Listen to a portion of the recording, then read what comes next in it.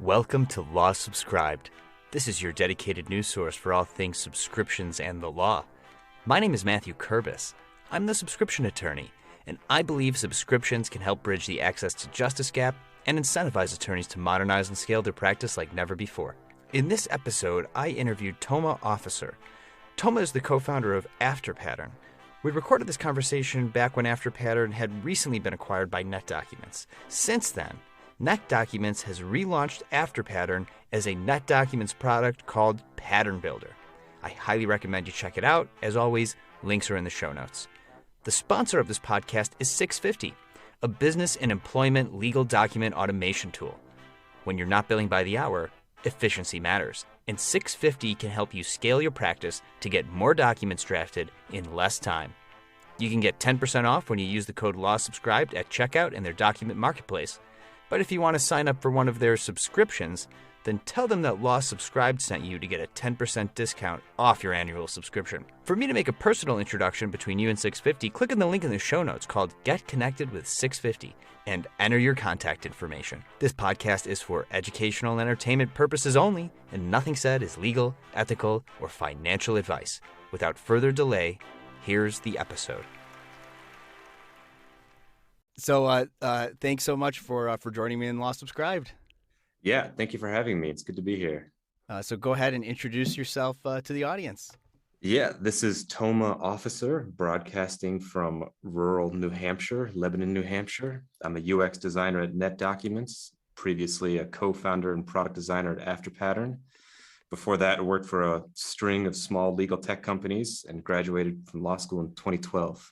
Very quick synopsis of my history there. So at some point you wanted to be a practicing attorney, maybe. What made you want to do that?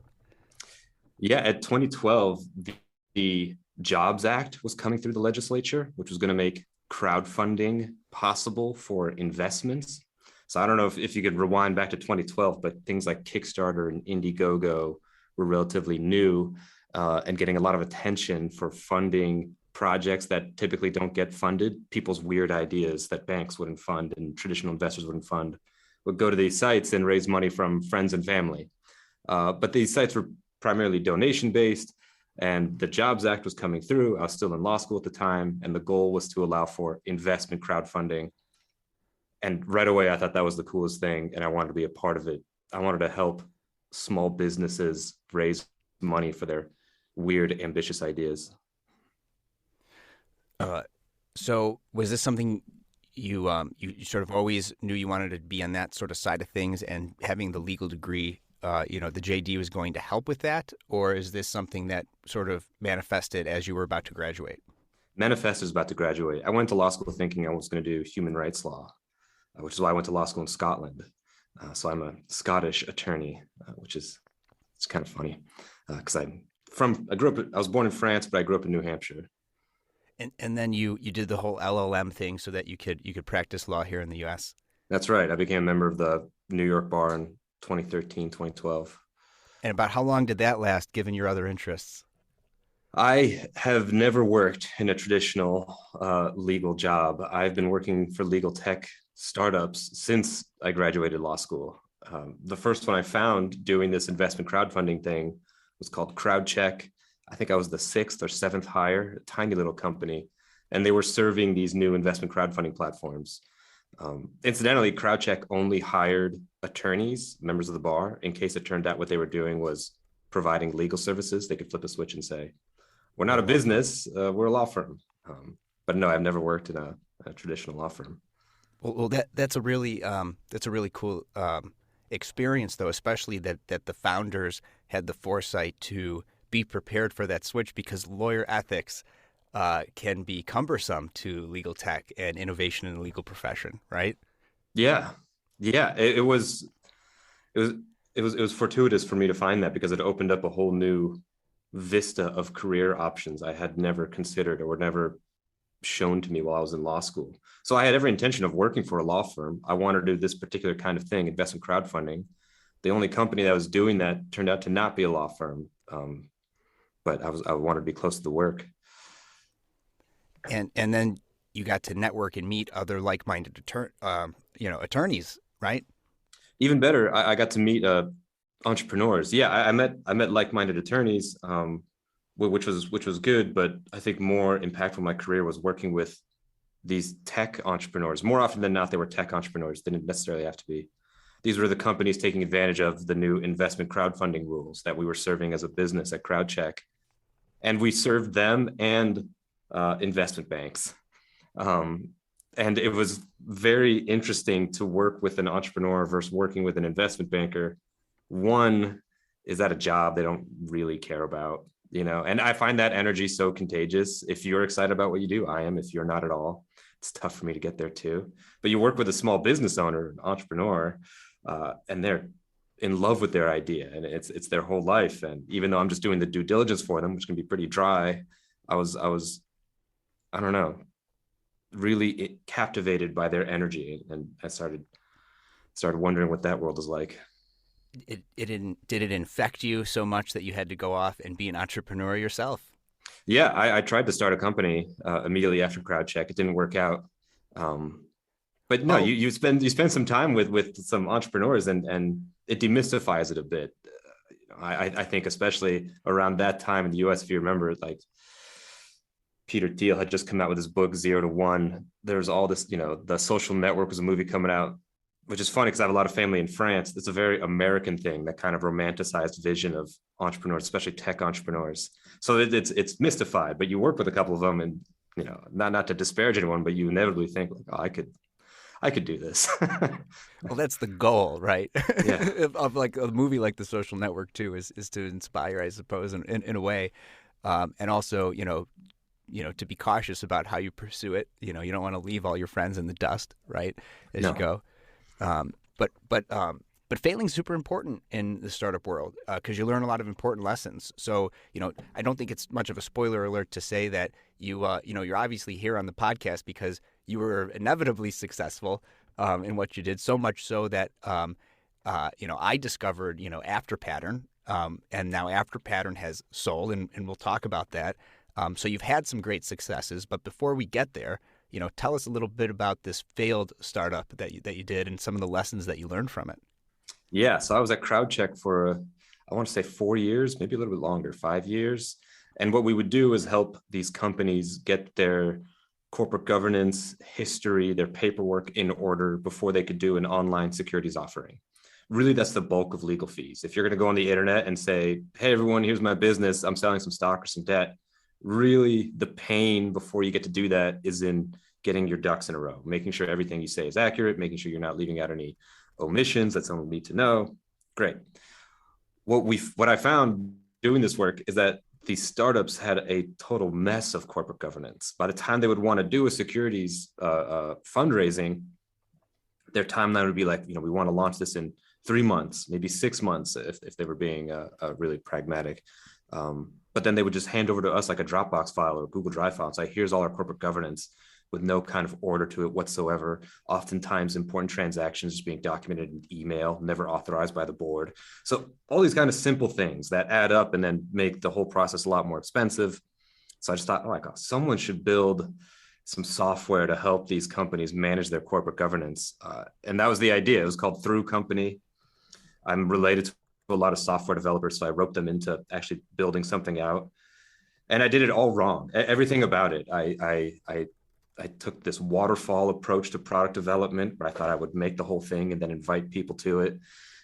No iteration, I didn't even know the concept of user research or product design. It was kind of naive. But anyway, after a good, I don't know, year and a half of doing that and really pushing my family and friends to invest their time and energy, finally shut it down. But that was the first attempt. Yeah, and you mentioned some really important things, especially the attorneys or just the people who are interested in the entrepreneurial space.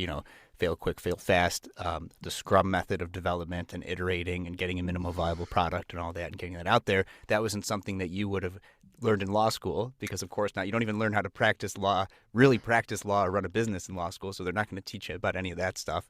So unless you were coming from some sort of business background before law school. But those are all super really important things that it sounds like you learned for the next project. Now, was Afterpattern what came next, or was there another step in between? So in between, I became a UX designer and front-end web developer. So doing this work for Through Company, I wanted to contribute more to the team. Again, I had a lot of true software developers working on it with me, and I wanted to contribute in a technical way. So I taught myself front-end web development, which is a lot easier when you're related to software developers. Again, demystifying some of the basic concepts that it all seems approachable. So in between the failure of Through Company, working at CrowdCheck and co-founding Afterpattern, I was a freelance front-end developer, UX designer, and I worked for a little agency called Foundation Lab in Boston, which was started by a friend of mine, and they just do legal tech projects. And so on paper, I was developing a semblance of a thought out career. On paper, if you were a company like Foundation Lab or like Blue Ridge Labs, which is where we're coming to, and you were looking for someone who does law and who does design and maybe does a little bit of web development, on paper, I looked perfect. I was, inexperienced really at all those things, but I was starting to develop a persona of a career. And then I applied to Blue Ridge Labs in 2016, which was the pivotal moment for me. And what is Blue Ridge Labs for the uninitiated? Yeah, Blue Ridge Labs is a tech incubator, a true incubator, not an accelerator, based in Brooklyn, New York. Every year they have a fellowship. Every year that fellowship has a theme. In 2016, it was access to justice. In other years, it was immigrant families, I think people of color and COVID, incarcerated individuals. So every year, like a big theme. And this fellowship takes on individuals who don't know each other, about 20 of them, gives them a grant for 3 to 4 months and says, explore this idea. And at the end of 3 to 4 months, come back to us with a pitch for something, a nonprofit, a for-profit, tech, some solution to this problem. Give us a pitch and we'll fund you for another 6 months. And so that's how I met my co-founders. We came up with an idea that was initially called Community Lawyer, and eventually we renamed to Afterpattern. Okay, that's super interesting. So I think there's a lot to unpack there. You said Community Lawyer is what you first called it. Yes. So when I was first interviewed about the subscription model earlier on in the pandemic, and I was talking about how it could lead to access to justice, I was first introduced to the term community lawyer. I was thinking about, attorneys, getting out there and representing people for a low monthly price. Because I was looking at it for myself. This is long before I thought about the journalism aspect of bringing the subscription model idea to attorneys to go launch it themselves.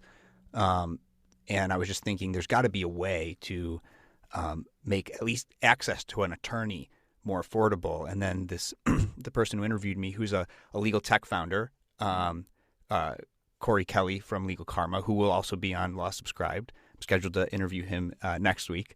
He introduced me to this term community lawyer where, there's lawyers in the community who are helping the community. So that's a super interesting connection there for me that you said that was what Afterpattern was originally called. So why community lawyer? So in Blue Ridge Labs, our task was to find, a solution is too strong a word, but something that could help tackle the access to justice problem, which frankly wasn't a term I'd heard before. It's now, I think, very well known. For anyone who doesn't know it, it's describing the gap between the demand for affordable legal services and the supply. There's a gap, there's a chasm there, and that's the access to justice problem. So very broad theme.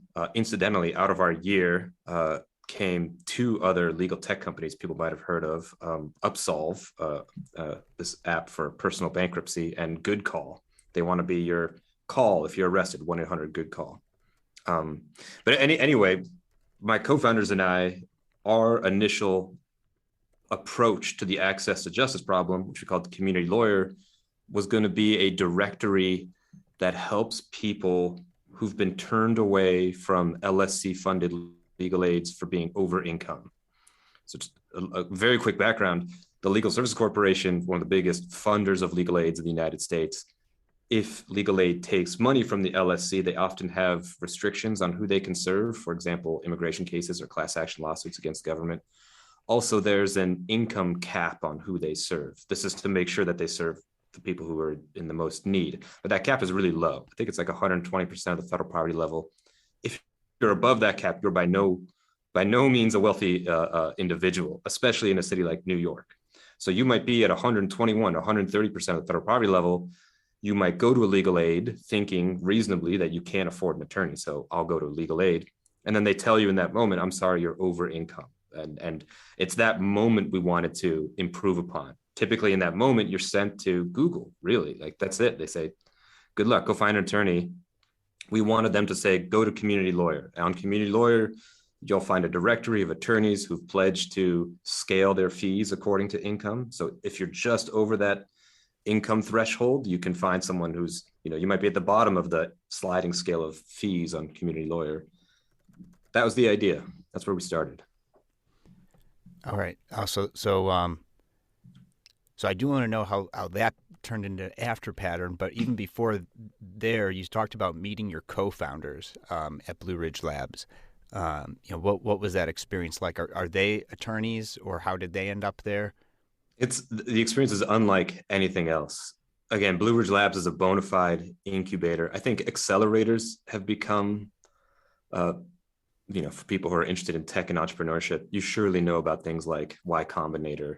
Accelerators take existing companies and accelerate them. Mm-hmm. An incubator spawns new companies, which is kind of an absurd thing to try to do. There's still a lot of mystique around how these big companies get formed. It's like lightning striking. And so Blue Ridge Labs is trying to capture lightning in a bottle. So they facilitate all kinds of interactions to help you find your co-founders within this 20, 25 person cohort.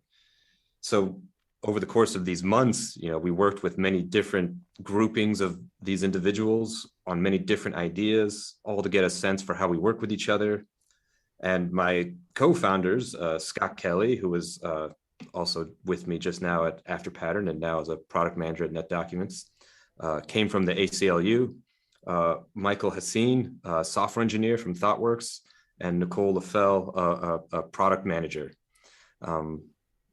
So everyone occupied like a different discipline. And I was the designer because, again, on paper, I looked like the perfect designer. I got a law degree. I've been working in legal tech. I'm a self-taught UX front-end web developer.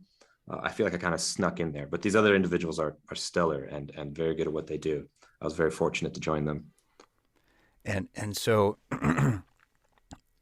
so then you mesh well. It's almost like dating, it sounds like. Mm-hmm. Finding your co-founders, but it's a quadruple. Yep. Is what it ended up being. And so Community Lawyer, for some reason, isn't quite working out. Or well, did you launch it as Community Lawyer first and see if it could find success in your original vision?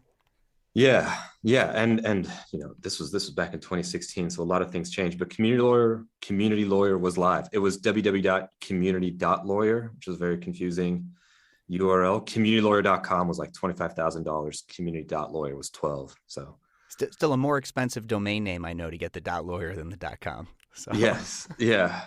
But so that was real, and we actually had a network of attorneys. Actually, a law firm incubator run out of CUNY called Court Square.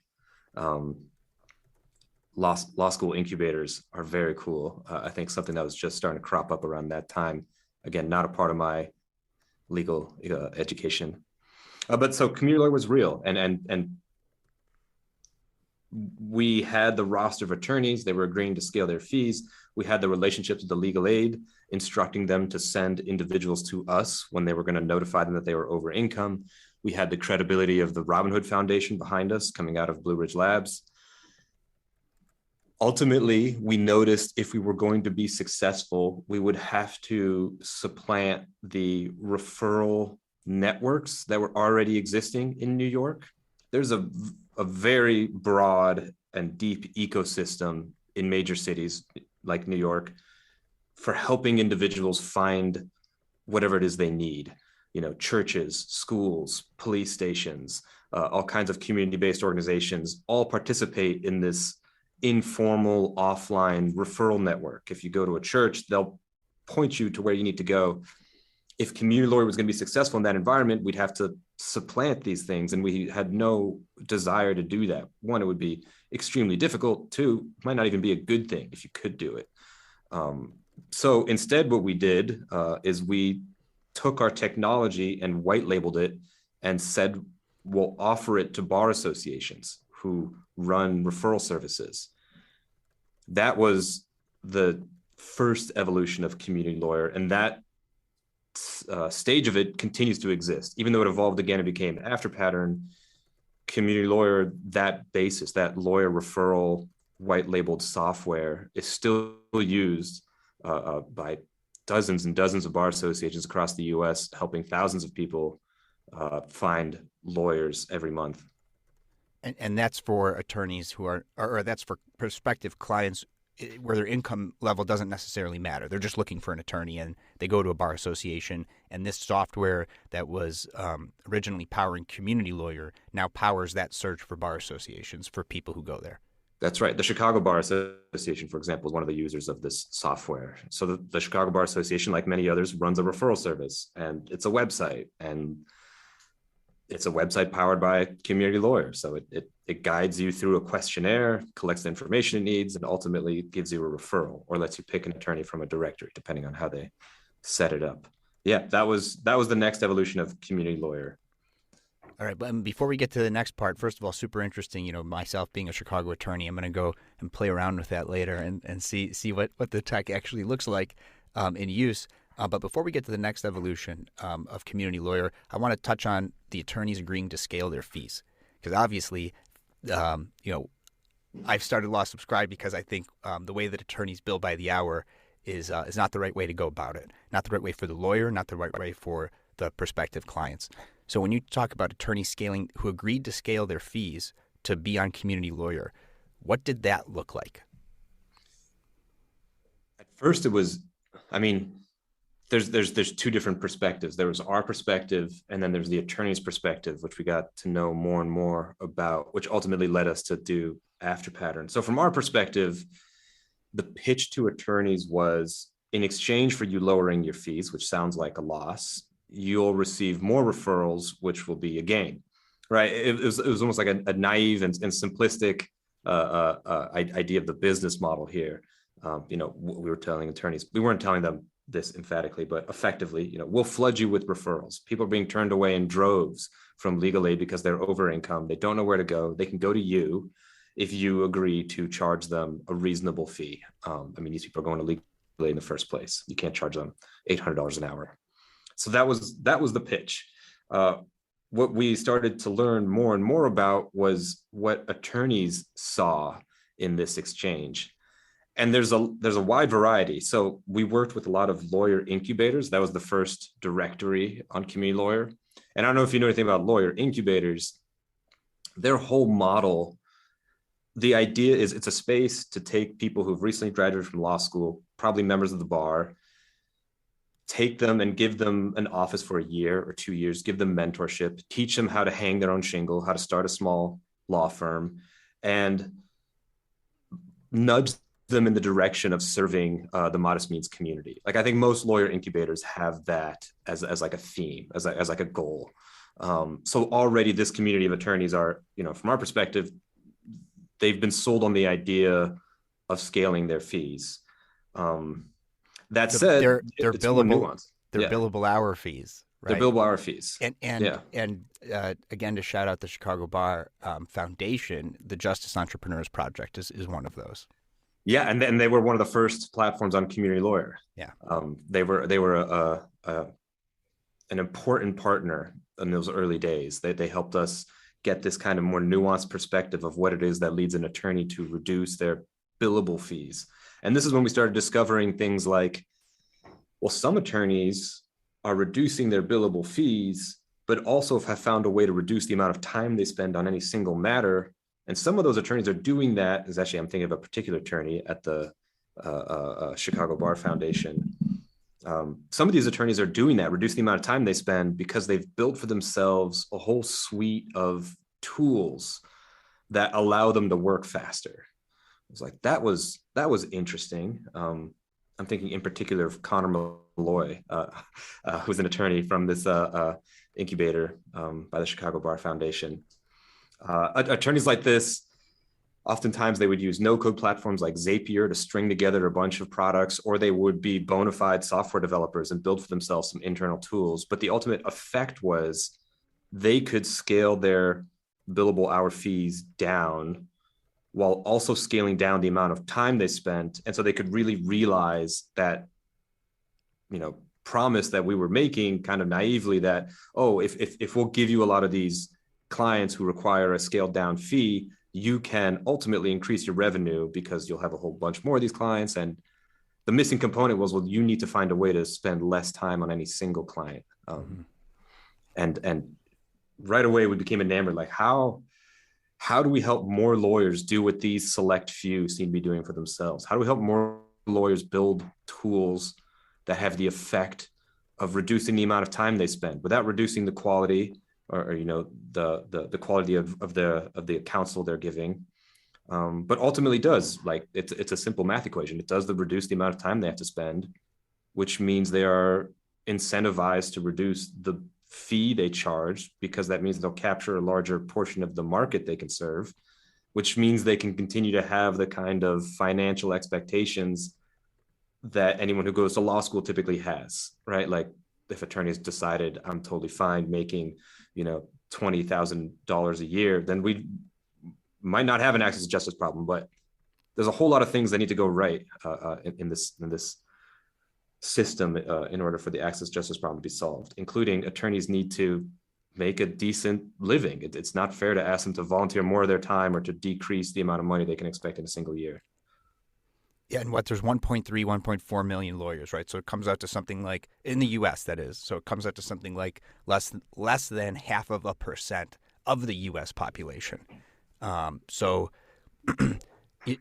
there's so much potential there, right? And it's really interesting to me that's how you came across this idea for ultimately what Afterpattern ended up doing. Is there were some innovative young attorneys who were finding ways to better scale their practice. Because if you just take what do I do as an attorney? I provide X service to these clients, and I provide it at whatever Y amount. And even if that Y amount goes up or down, the X product is the same. And that's how a lot of more seasoned attorneys will deliver their legal services.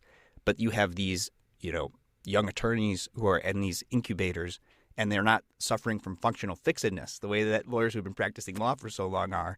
And they're like, oh, well, if I'm going to be offering a lower fee, then I also need to reduce the amount of time that I'm spending to actually be able to scale. But it's still on that billable hour. So I do want to know, when you first also came across, and we'll get there, I guess, an attorney who offered a fee other than the billable hour.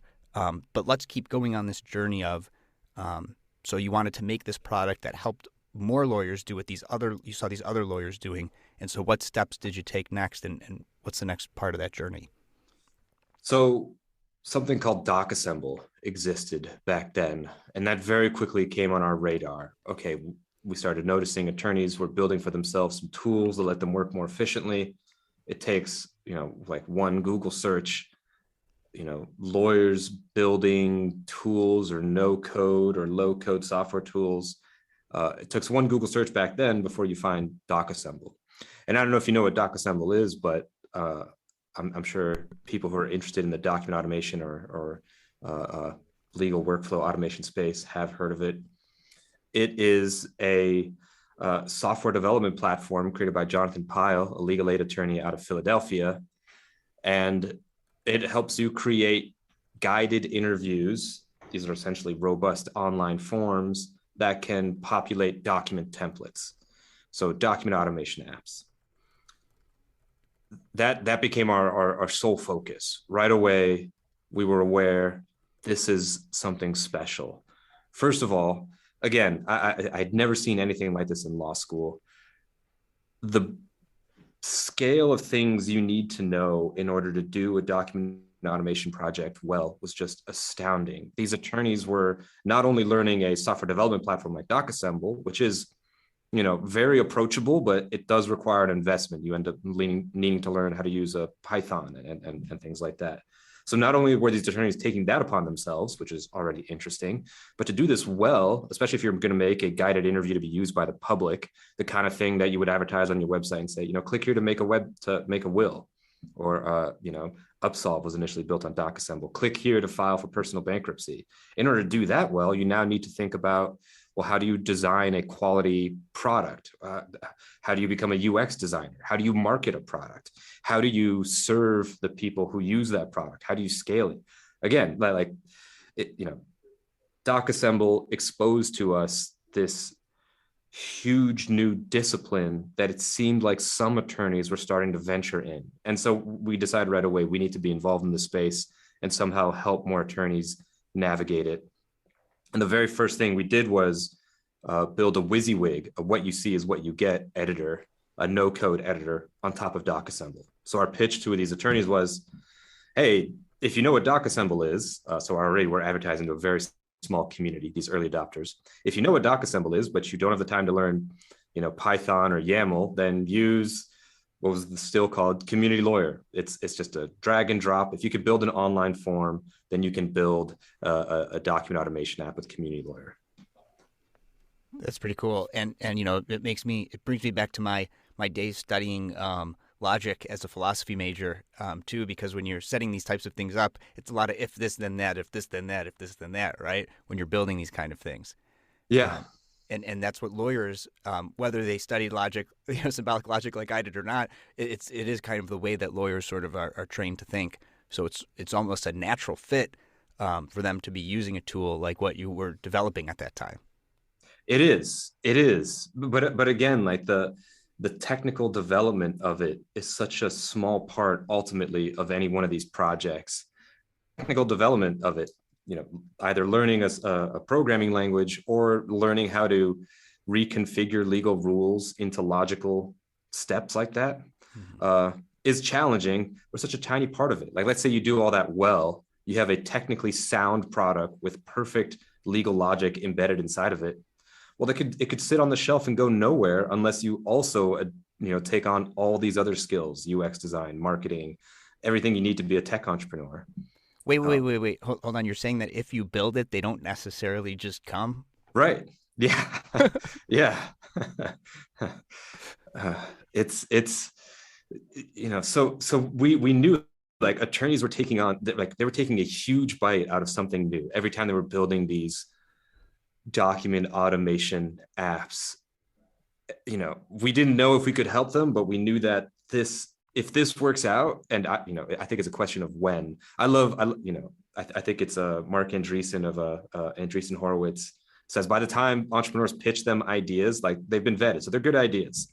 The question is never will an idea work; it's when will it work. And we felt the same way about these early adopters doing DocAssemble. It's like, okay, this is clearly going to be how consumers are going to buy their legal services, but maybe not for another 30 years, like way too early to start a company off of. That part was still uncertain, but it seemed like this is the direction law is going to move in.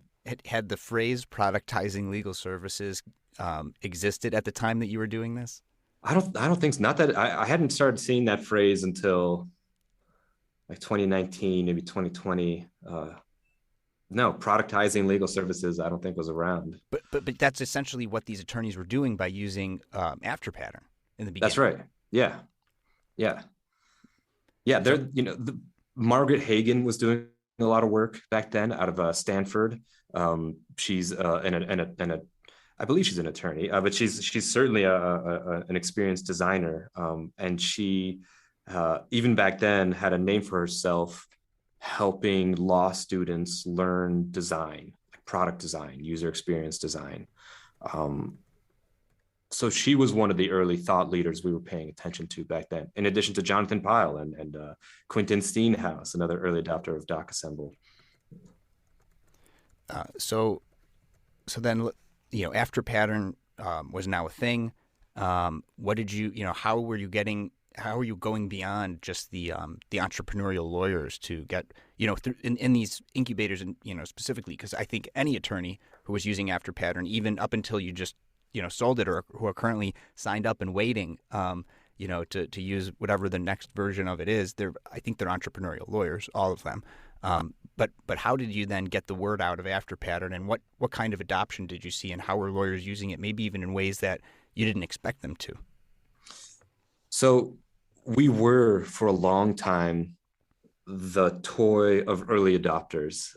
It was not that there was no one else to sell this to. It's not like early adopters of a new phone where everyone's sold on the utility of a phone, but some are willing to take a risk on this new weird kind of phone. This wasn't that. Most attorneys, it was nowhere near their radar, the concept of productifying legal services. So those early adopters weren't necessarily the vanguard of a huge wave of people. They were potentially, again, this was the risk, just some outliers who won't be proven wrong for decades. So initially, we were serving this community, and although this community is small, they're active, and they're active publicly. And every time they would build a thing, this small community, it would get a lot of attention because these were first of their kinds online information products, to use a term by Jess Birkin, a prolific Afterpattern user. So and subscription attorney, if I'm not mistaken. And subscription attorney, yeah. And so that was big for us, celebrating the work of these early adopters, participating in conferences, going out and showcasing it, getting law students to share their work. Because again, every time one of these things came up, it seemed like they were going to get a lot of attention because it was such a new, radical, strange thing for a lawyer to be doing. And so that's where we lived for a long time, just serving the early adopter community, doing our best to try to rope in lawyers from the lawyer referral services that we were still serving through Community Lawyer. But we didn't find scale, I think it's fair to say, until around the start of the COVID pandemic. Then we started noticing a significant uptick in adoption, like a lot of anything that would enable like a remote law firm became much more popular. That was, I think, when we started finding people who weren't necessarily part of that early vanguard of early adopters, but instead, run of the mill. That's a bit dismissive, but normal attorneys who are reasonable in their expectation from software, and not just some super ambitious tech nerds like myself. The group of attorneys you need, and if you're going to make this a sustainable business. I think we started finding those at the start of the pandemic. I mean, I would think that even run-of-the-mill attorneys still put themselves above everyday people. They still are referring to people as non-lawyers who are not lawyers, which, is now becoming more and more of a derogatory term, right? Yeah. So I don't think they'll be offended. But yeah, just these legacy model attorneys who now were forced into a situation where they needed to practice law in a different way than they did before. So you mentioned Jess Birkin and someone who I'd love to have on the show eventually as well. So she was using it, and I've heard her talk before, and I know she didn't come to the subscription model right away when she was trying to be innovative in how she was providing legal services to nonprofits. So what were you seeing her? When did you see her start to? Well, I guess the question would be, the attorneys are just using your tools. Are you paying attention to the ways in which they're using their tools or the fee structures that they're using? Is that even something that matters to you when the attorneys are building something on Afterpattern? Yeah, very, very much so. Again, because we knew we had to expand beyond that group of early adopters. And to do that, we had to sell attorneys not just on the technology, because that's what those early adopters need to hear. They know the use case. They're sold on it, and they're shopping amongst different tools to achieve it. To expand beyond that, you need to illustrate the use case for people, which means explaining, okay, like this is how you grow a law firm using tools like this. And we thought the best way to do that would be to sell noticed very different approaches. So one of the one of the most simple ways we divide the types of things made on Afterpattern is the terms internal and external. So Afterpattern is a no-code automation builder, specifically for document automation. And you can build those for internal purposes, meaning the end user is yourself or your staff at your firm, or you can build them for external purposes, meaning the end user is a client or just a member of the public, not even a client. Technically, they could be totally indistinguishable. You use Afterpattern to build them. Maybe it's a questionnaire that asks some questions and then takes those responses and populates a document template. So technically, they could both have that shape, but the internal ones don't need a business model to sustain them necessarily. The internal ones, the motivation is, it used to take me an hour to do this document, now it takes me 10 minutes. The value is that difference in time. The external one is looking like the productifying of legal services. And now you need a whole host of justifications to get into that. Because again, to do that well, you need to become a UX designer, you need to become a marketer. So we use that terminology. We tried to showcase as many examples on our site. You can find under our guides of attorneys doing both or doing hybrids of them. And then we can split them apart even further than that. But that right away is one of the big distinguishing, one of the ways you can distinguish between the projects on the Afterpattern, internal purposes versus external. When I went solo, I pivoted from mostly litigation to a transactional-only practice. I did not have a database of documents to automate. That's why a business and employment legal document database and automation tool like 650 is super useful. I can rely on the quality of the documents in 650's database since they're putting excellent legal minds to work curating and updating their documents and automations over time. When you're not billing by the hour, outsourcing and efficiency matters, and 650 can help you scale your practice to get high-quality documents drafted in less time. Use the code LAWSubscribed at 650.com and when being onboarded to get 10% off. If you're not a business and employment attorney, or you have your own documents that you'd prefer to use, then my next sponsor, Gavel, is the automation tool for you. Gavel allows you to build shareable, client-facing workflow and document automations. In other words, Gavel helps you create a legal practice where attorneys can monetize the value they bring clients in productized form at scale via subscriptions and flat fees. Use the code LAWSubscribed at gavel.io to get 10% off an annual subscription. There's no one right way to automate and scale your practice, but with one or both of my sponsors, 650 and Gavel, you can take your subscription law firm to the next level. Links to both in the show notes. Now back to the show. Little bit of behind the scenes right now. So for those of you listening who want to launch your own podcast or video show, it's really important to have a local recording because I just lost a connection on Zoom. So if you're watching the video on YouTube, you're going to see that there's a little bit of an editing glitch that happened. And I know that we just heard some really great stuff here that I totally missed. But with that, I'm just going to ask, tell us about the next thing that happened at Afterpattern and let you continue to take it away. Yeah. So, I was just talking about the divide, our taxonomy for projects, internal and external. And you'd asked me about the business model, to what extent we were concerned with those. And we were taking account of what people were building, what kinds of projects they were. Initially, we set out to let people do document automation. I've now come to the conclusion that document automation is a near useless term. It covers so many different kinds of things. It's not really effective. If someone comes to you and says, I want to make a document automation project, they're not really telling you much. So we do take account of what people are building. One of the first ways we divide them is internal versus external. The internal ones don't really need a business model to sustain them. The value proposition is time saved. Used to take me an hour, now it takes me 10 minutes to make this document. Great, that's why I do it. Unless I do the billable hour, in which case now I get to bill less. So again, this is why you need super innovative attorneys who adopt, value-based billings, flat fee billing, subscription fee billing, because then reducing time is valuable because they could scale and take on more clients, right? Yeah, and even within those internal facing document automations, there's a difference in the kind of documents attorneys want to automate. There's those documents where automating it feels like you've just relieved yourself of an administrative burden. And there's those documents where automating it feels like you just stopped doing legal work. Writing a document in many ways is the equivalent of like an attorney putting on their headphones, making a cup of coffee and like getting in the zone, right? And doing some deep work like a software developer. That feels productive and it feels good. And for a lot of people, I don't think it's too far of a stretch to say it's even enjoyable.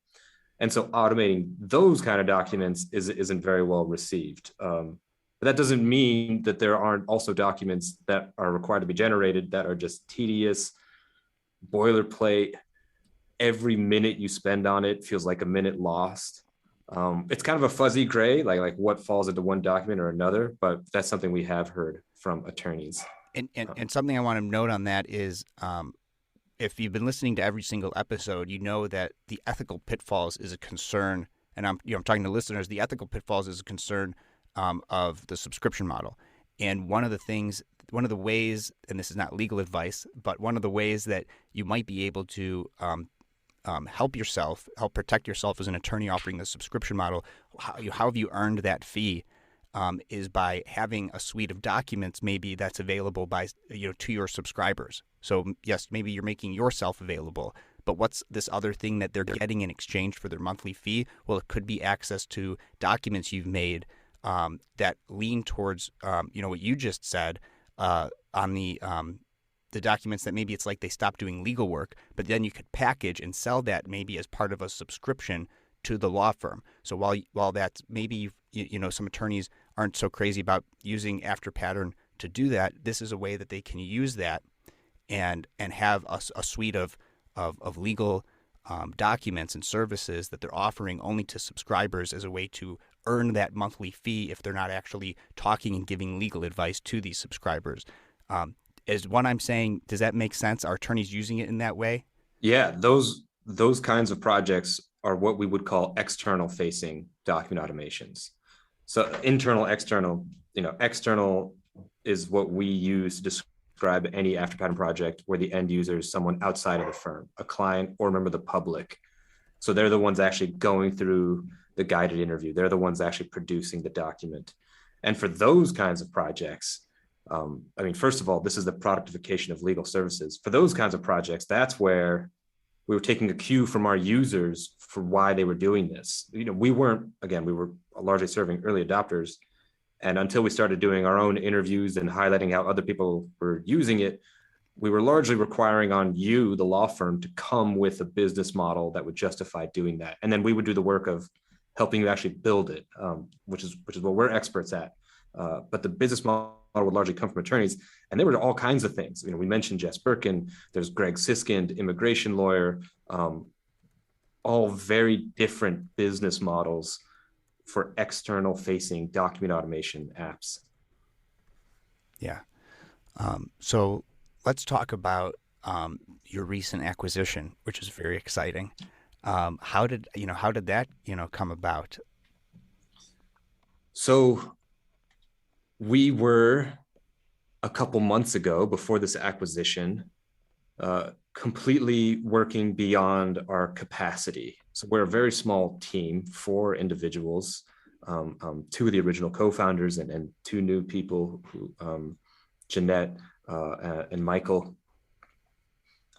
Not necessarily new, we started this company in 2016. Michael had been with us for years, Jeanette just for a year. But so we were, before the acquisition, working totally beyond our capacity. I had mentioned earlier that we were starting to see an uptick in growth beyond the early adopters at the start of the pandemic. By the time it got to be, summer of 2021, it felt like every single week we were kicking further down the road more and more important tasks that just couldn't be slotted in today, because today was completely taken up by, emergency things, which is a terrible place to be for a product-based company. It means you're not building, you're not really addressing all the problems you have. You start to stagnate a little bit. So something had to change. We were either going to raise money from traditional investors, grow our team so we could do all the work that we had on our plates, and we really weren't entertaining acquisitions. they came to us, and that was an interesting experience I had never gone through before. But so it was not something we sought out. It very much came to our door. It's kind of a perfect moment. And so, tell us about your new corporate overlords. No, one of the things that law firms can't do, unless I guess you're in Arizona or Utah right now, is you can't, get that kind of outside investment to scale when you have gone beyond your capacity. So you needed to, funding to essentially grow as a business or become a part of an existing business to get access to those resources so that you can expand on what Afterpattern was offering and expand it to offer to more attorneys so that more attorneys could use it and it could be a successful platform for those attorneys. So I get it. I say corporate overlords. I'm just joking, but tell us a little bit about what's the future of Afterpattern there. Yeah, so there's a number of there was a couple of options for companies that we would become a part of, and something like NetDocuments was particularly interesting. And I'm very glad to hear that they were using this term that we were using to describe them. But they were a sort of invisible platform. So I don't know if you've ever used NetDocuments. It's a document management system, a DMS. For law firms who use it, they say it or Outlook is their number one product they're in every day on their computer. And when I say it's invisible, I mean it's so naturally part of an attorney's workflow that they might not necessarily even know that they're using it. I mean, I think they know they're using it, but the interface, the way it blends into your workflow, it's kind of just feels like, oh, this is how computers work. You're using a proprietary product on your computer, but it's so deeply integrated into it that we were using the term invisible. And they use that term themselves to describe the user experience. And so that's attractive to us because, again, we really want to go beyond the early adopters who are at the vanguard of productifying legal services and building these kind of automations. And we thought the best way to do that was to meet attorneys where they are. So, increasingly, slowly, but increasingly, lawyers are starting to ask questions, the answer to which is, use Afterpattern. They're starting to. And the way they frame those questions is based on the systems they use. So we'll talk to attorneys who are like, I got this spreadsheet. It has all this data about these companies that my client owns. Why can't I just, take that data and use it to generate a document for each one of those companies? Like, why do I have to copy and paste that data from, the cells in the spreadsheet onto individual documents? Why can't I just send an email to everyone on this spreadsheet? And in that email, I include a link to a form that allows them to provide me with the information I'm missing about them. They changed their address or whatever. Why can't I do that? Those questions are fantastic. Like, we want to be the answer to those questions. And we thought the best way to do that was to become embedded into the system in which you're asking questions. So if you're asking questions inside NetDocuments, we'll have more information about this coming soon. It's all very early days still, but we want to be able to provide you with answers without you leaving the system. You can do that. Oh, you have all this information about someone just sitting in your DMS. Great, use it. Make it useful is something we like to say. If you have a bunch of data and you can't use it, what's the point of having it in the first place?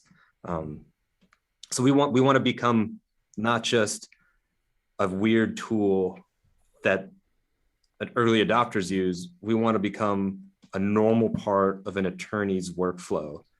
And to do that, we thought it'd be great to embed ourselves inside the software attorneys use in their normal workflow. Well, I think it's great, and I think that the marriage makes sense, based on what you're talking about between Afterpattern and NetDocuments, and I'm so glad to have you on because in my own research of what's innovative technology out there to launch my own subscription, model eventually, and then this project to bring it to the masses, I came across Afterpattern, and then I'm interviewing attorneys who are doing innovative things, and they're using and many of them are using Afterpattern, and so to the extent that this message gets broadcast and more people can discover it, I think the better for the legal profession. And now knowing that it came from a place of access to justice is really how this all kind of started. All the better, because attorneys can make more money, and more people could get access to legal services. And both of those happening simultaneously, I think, is a good thing.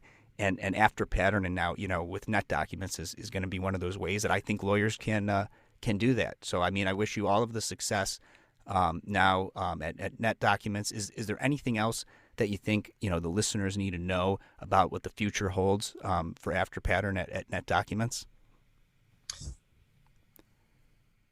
No. I would point anyone who's interested to our website, afterpattern.com, where there's a link to get updates about this new world that's very quickly unfolding. We expect to have some news for you soon, but the best way to keep track of all that news is go to our website, and you'll see a link to where you can subscribe to updates. And if you're on our website and if you're interested in this kind of stuff, check out our guides. We interview a bunch of attorneys to have them explain, why are you doing this?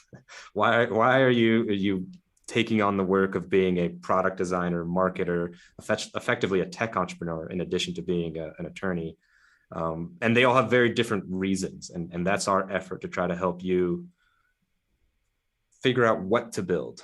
Because again, if you know what to build, we'll help you on how to build it. That's what we're experts at. But the how is a small part of it, really. The what to build is the most challenging part. And I hope increasingly, a lot of law schools are starting to teach this now. We're developing a body of knowledge and we are developing examples. So my hope is that more and more attorneys have this idea knocking around their head, which is exactly what we need. We need every single attorney to think of this as another way to do what they do, and then come to us with these ideas. Oh, there's this problem in my community. I think I have an idea of how to solve it. Great, we'll help you build it. But getting that insight into where to inject this technology, how to reframe legal services, that is the hard part. Yeah. So, links to everything in the show notes in the description. If people wanted to reach out to you personally, what's the best way for them to do that? Go to my website, tomaofficer.com, Toma spelled like Thomas. You'll find all my links there, and do reach out. I love talking about this. And my final question for you then, Toma, is a hot dog a sandwich, and why? No. Why not? If I were to ask you for a sandwich and you came back with a hot dog, I would be not disappointed, but surprised. And I think most people would, because no one says, oh, let's go to the sandwich stand. And you get closer to the sandwich stand and it's a hot dog stand. So I don't care so much about like the technical similarities, but like, how are people using this term? Like, they're using it differently. So let's have that be the definition. All right. Love it. Toma Officer, thank you so much for coming on Law Subscribed.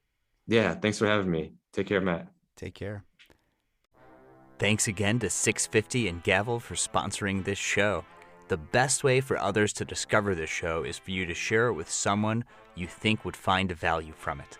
Follow me on LinkedIn, since that's where I'm most active on social media, and click the bell towards the top right of my profile to get notified about all of my posts about this podcast and everything else I think is valuable for you to see. To get in touch, message me on LinkedIn or email Kurbis@lawsubscribed.com. All links are in the show notes. Until next time, this is Matthew Kurbis with Law Subscribed.